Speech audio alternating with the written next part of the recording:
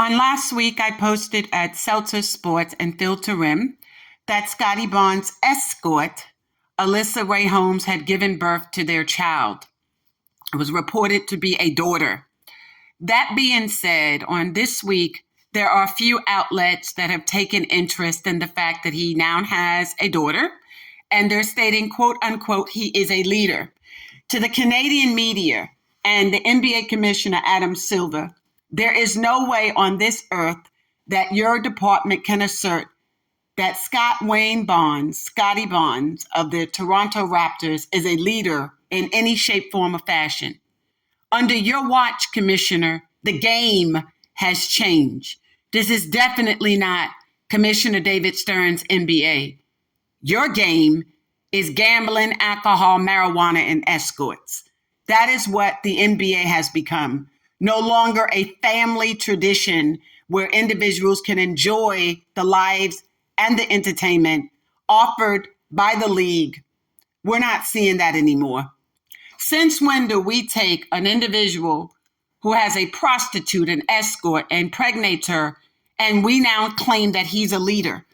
How, Commissioner, is that going to impact viewership? How, Commissioner, will that impact how young Black youth in America particularly see our Black men if you and your league and your front offices and your media are going to assert that engaging in such activity makes him a leader?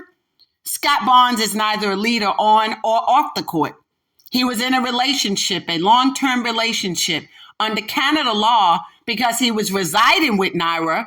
That, by all intents, meets their common law marriage definition. So at best, he was committing adultery. At best, he was engaged in an outside relationship. So wherein he, quote unquote, dumps her, quote unquote, broke up with her, he only did so after he learned that he got an escort, Alyssa Ray Holmes, pregnant. So now your media outlet in Canada and those surrounding the NBA and the Raptors front office, you all want to praise him as a leader this year? You're going to say that game year 4, he's somehow a leader? What is your definition of a leader, Commissioner? Where Google, Nike, the NBA, and Subway are going to continue to allow this individual to promote its brand? Now, we already know that how Nike has engaged Black women in America, and trust us, it will not go unnoticed. Trust that, it won't. We already recognize that Nike has then taken additional steps over the summer to change their front office and their leadership and their management to include but not be limited to bringing in a new CEO. And I'm sure it's because of the backlash they encountered over the handling of Audra Wilson and others in the WNBA, and the voices that we've added by amplifying those concerns. But now I look to the NBA. What are you going to do? You've got serious problems in the league, Commissioner, with a lot of these athletes, ironically, most of them under WME Sports, Bill Duffy, BDA, where they're all having these relationships with prostitutes and whores. Y'all can give them any fancy word y'all want. Escorts, they're prostitutes. They were selling their bodies for profit. Okay, they were under NDAs, non-disclosure agreements. They were supposed to take their Plan B pills. They didn't take them. Oops, surprise, I'm pregnant. And now you all want to use terms like Scottie Barnes has a partner? So she went from being prostitute and whore to a partner? Is that what we're doing now? And now you guys are going to start telling our Black youth that this is a form of leadership? No, I think he needs to be taking the back seat. I really think he needs to be suspended. I mean, look at what you did to his former teammate. You took Dante Porter and you gave him a lifetime ban for gambling. You said that was the cardinal sin. Well, how? You run the game. The acronym that Field to Rim calls game is gambling, alcohol, marijuana, and escorts. That's the new game that you oversee for the NBA. That's not what David did when he was commissioner. That's what you did. Okay? That's the image that you've created. So then you arbitrarily are choosing who and what players you choose to discipline. He gets a lifetime ban for gambling. Assuming an arguendo, he engaged in this so-called purported cardinal sin of gambling against himself. Really? So that's a lifetime ban. Well, I'm wondering if your arbitrary, capricious, and vague and ambiguous disciplinary measures and your governance scheme might be subject to legal action. I'm wondering if the likes of a Porter and others could say, you pick and choose which athletes you're going to discipline. Remember, but for the amplification of Giddy, you weren't going to do anything with Josh either.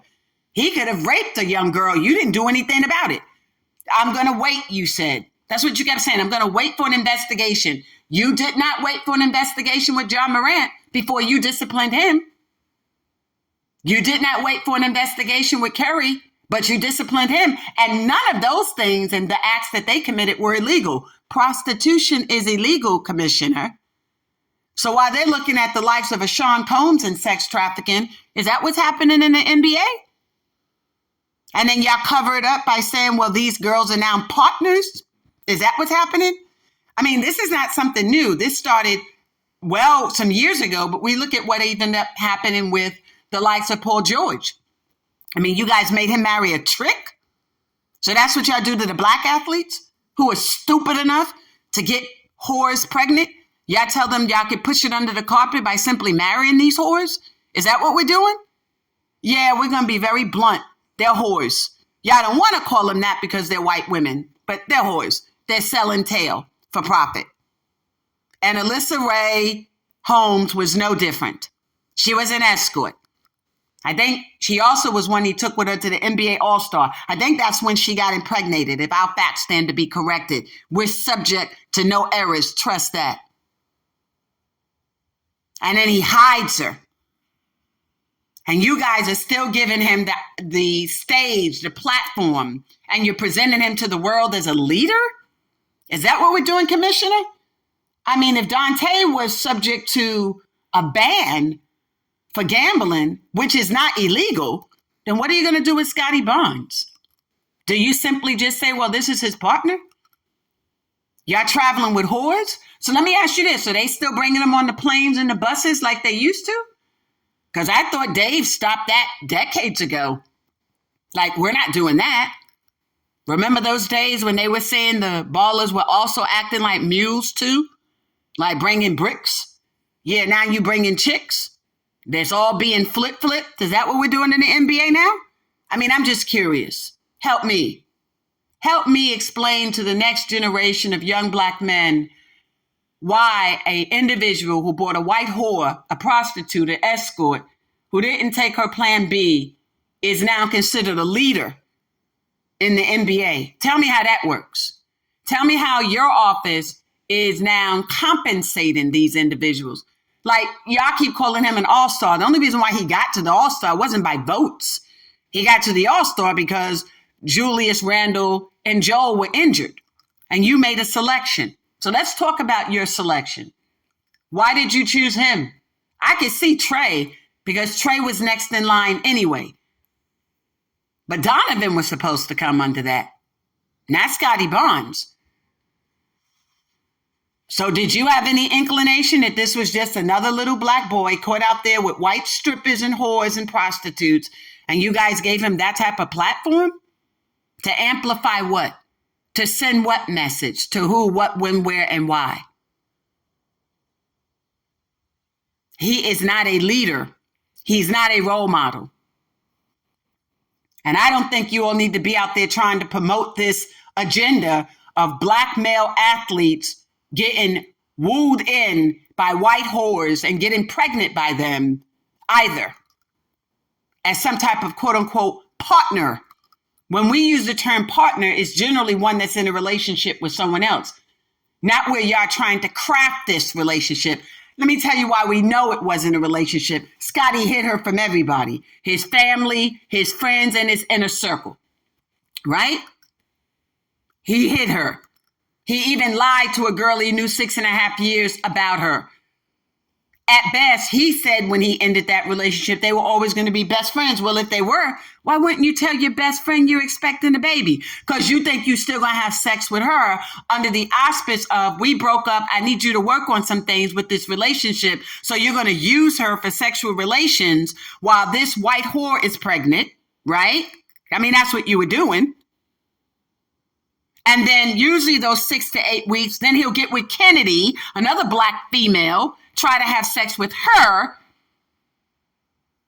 because this white trick can't have pregnancy sex, right? No, we're not being racist here, not at all. We're speaking the same language y'all speaking to us. When you tell us that a black male engaged in these activities is a leader, you're literally smacking black women across the face. So we're smacking you back with facts. An escort, a trick, a whore, a prostitute, all the same. It's a major problem in the league. And it's going to continue to be a problem under your watch because you've done nothing about it. So if I was Dante Porter, I might just sue the NBA if I were him. Again, because why would he need to be subject to a lifetime ban for gambling? That was not even a rule. You just been coming up with rules as you go, Commissioner. They're vague, they're ambiguous, arbitrary, capricious, therefore unenforceable. And if you were a state agency, we would just outright say unconstitutional. But even in your capacity as a private sector, you are picking and choosing when and how you discipline athletes.